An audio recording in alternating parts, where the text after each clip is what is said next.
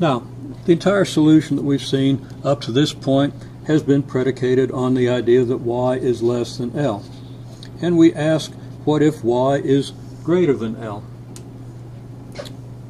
Well, if y is greater than L, let's go back a second to the point where we separated the variables, applied integration by parts, and came up with our solution. Y over absolute value of y over L minus y was equal to AE to the KLT. Now, at this point we applied the fact that y was less than L, or the assumption that y was less than L, to this absolute value. If y is less than L, the denominator is going to be positive, so y being positive makes this expression positive, so the absolute value of this expression is just this expression. We got this expression equal to AE to the KLT and proceeded accordingly. Now, if y is greater than L, that implies that L minus y is negative, which implies that this entire expression is negative, so that the absolute value of y over L minus y is equal to negative of y over L minus y. In this case, the solution to our equation becomes,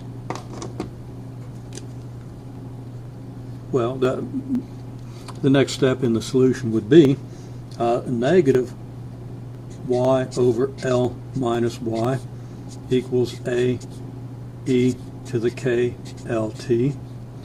Changing the sign, the negative can appear over here, so that y over L minus y, where these are parentheses now and not absolute value signs, is equal to this. Now, we can go through the details of solving this equation for y, and I'll go through those very quickly. We multiply both sides by L minus y, obtaining y equals negative A e to the KLT times L minus y, which is going to equal then negative A L e to the KLT plus A y e to the KLT.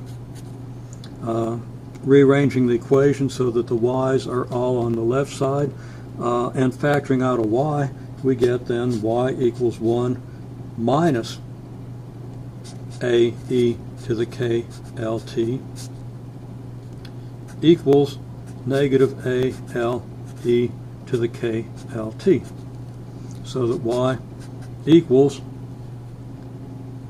negative A L e to the KLT over 1 minus A e to the KLT.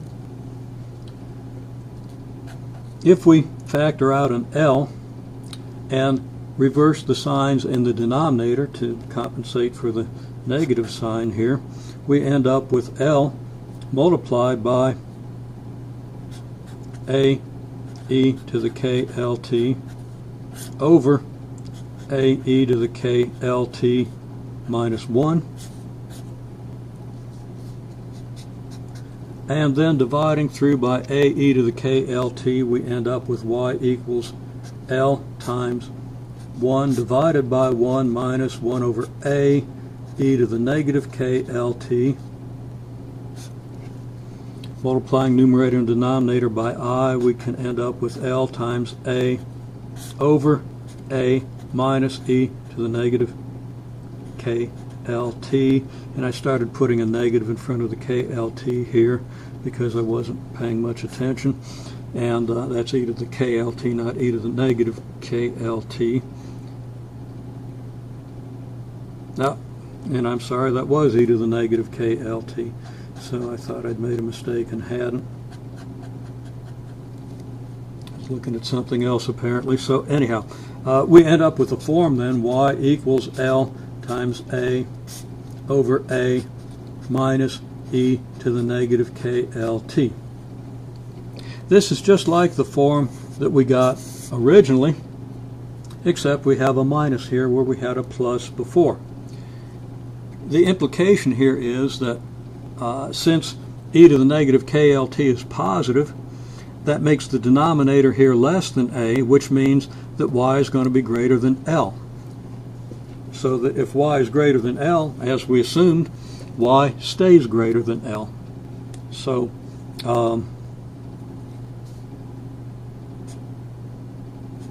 a minus e to the negative klt is less than a, so L times a over a minus e to the negative klt is greater than L. So y equals this, remains greater than L. However, as t approaches 0, this term approaches 0, so that the denominator just approaches a, and y, as previously, approaches a limiting value of L. The corresponding equation, without elaborating, you will be asked to work out some details with similar equations. We have our limiting value L,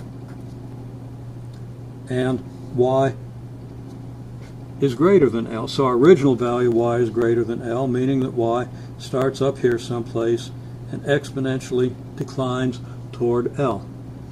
This incidentally is consistent with what we would get if we were to do a direction field. The directions are increasing but approaching horizontal as we come up from the bottom. Our slopes, our directions, will be negative and approaching 0 as we move down toward L from above.